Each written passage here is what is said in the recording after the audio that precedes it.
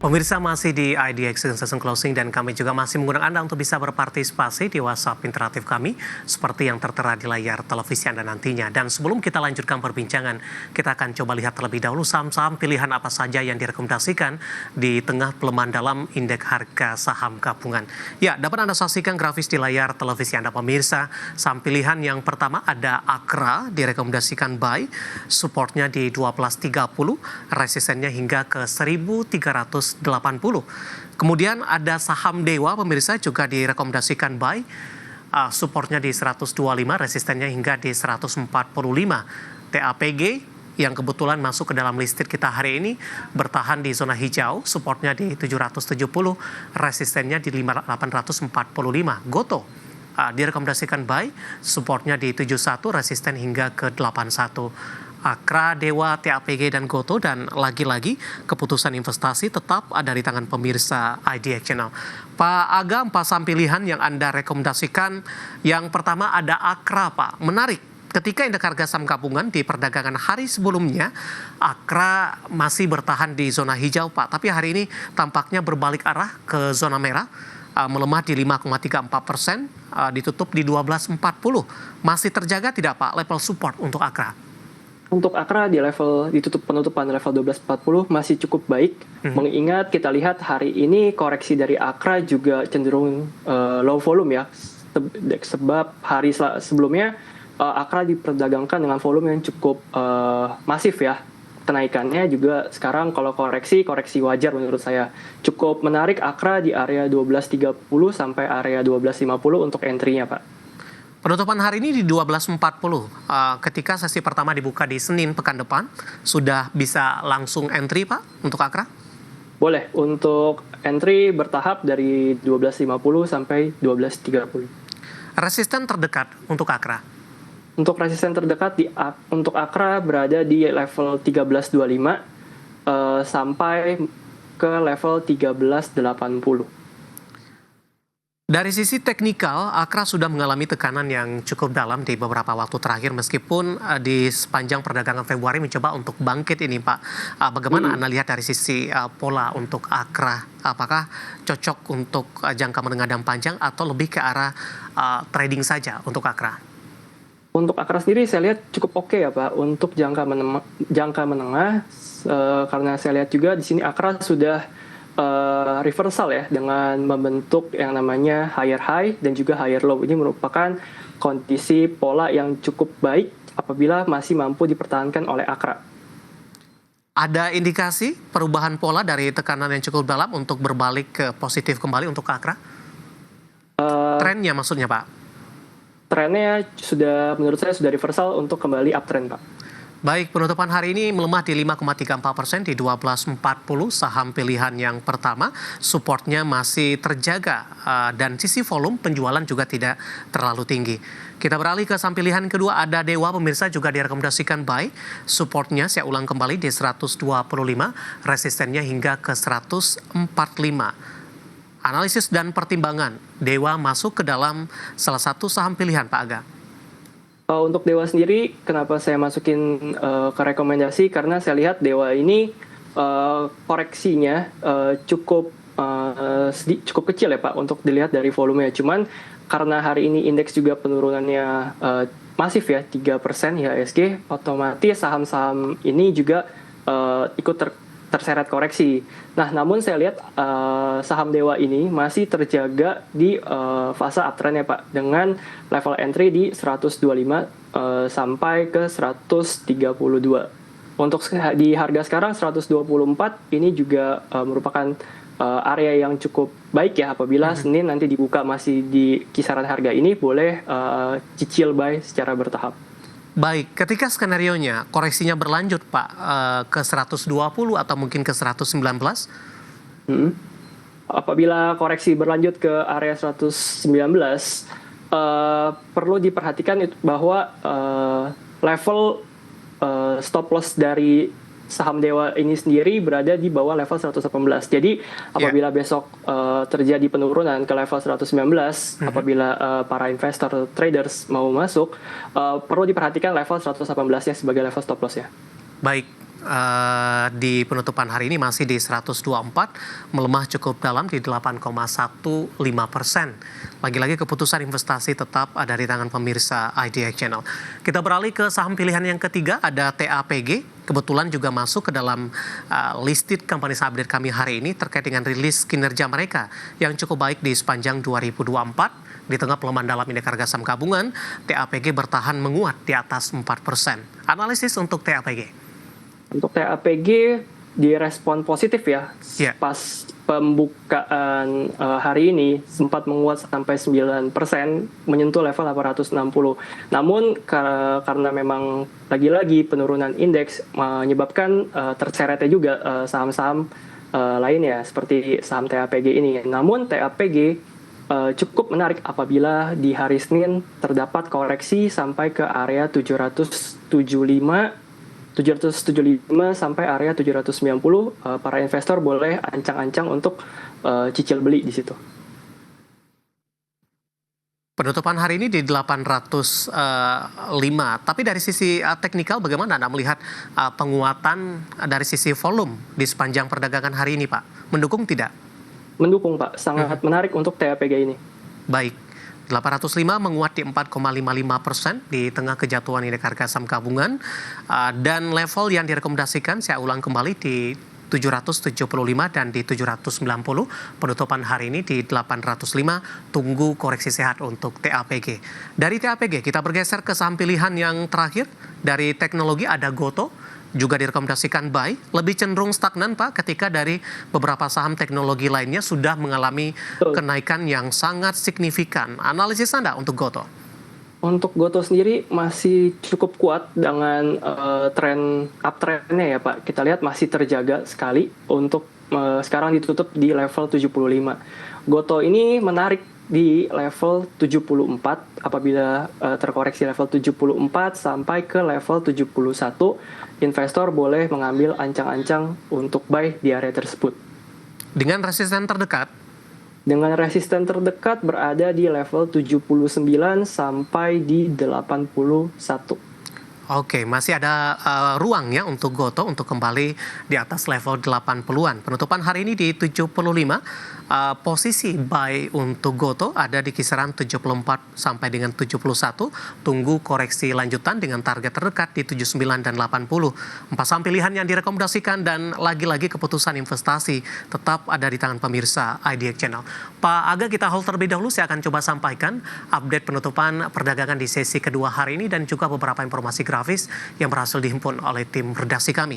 Dan pemirsa, di penutupan perdagangan di sesi kedua hari ini, posisi indeks harga saham gabungan masih berada di bawah tekanan dalam, masih melemah di atas 3% pemirsa, di mana tepatnya melemah di 3,31% di level 6.270,597. Intraday terendah hari ini di 6.246,279 setelah dibuka flat pada pagi tadi di 6.485, dan sekaligus level pembukaan ini merupakan level tertinggi. Artinya di sepanjang perdagangan hari ini indeks harga saham gabungan lebih cenderung tertekan.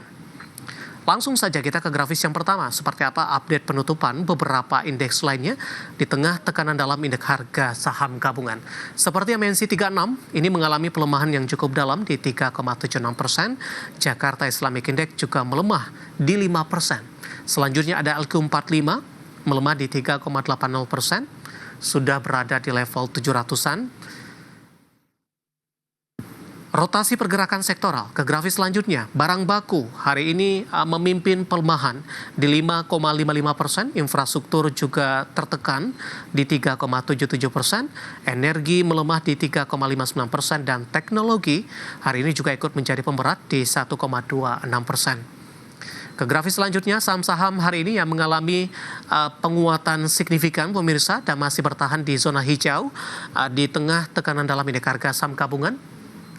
Ada MSIN ditutup menguat di 780, ITMA menguat di 950, TAPG tadi pun juga sempat kita ulas menguat di 805, dan LIVE ditutup di zona hijau di Rp330 per saham. Ke grafis yang terakhir, saham-saham yang hari ini menjadi pemberat untuk indeks harga saham gabungan pemirsa. Dari perbankan big cap ini ada BBRI, di mana posisi BBRI ditutup di level 3.360. MDKA fluktuasinya hari ini cukup signifikan.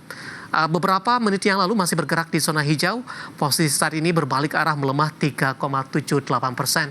INKP juga tertekan di 4.700, saham-saham yang keluar dari large cap MSCI, sementara Unilever keluar secara total hari ini juga mengalami koreksi yang cukup dalam, all time low di 1015 ini. Ya, updatean penutupan sesi kedua dan semoga bisa menjadi salah satu referensi untuk Anda.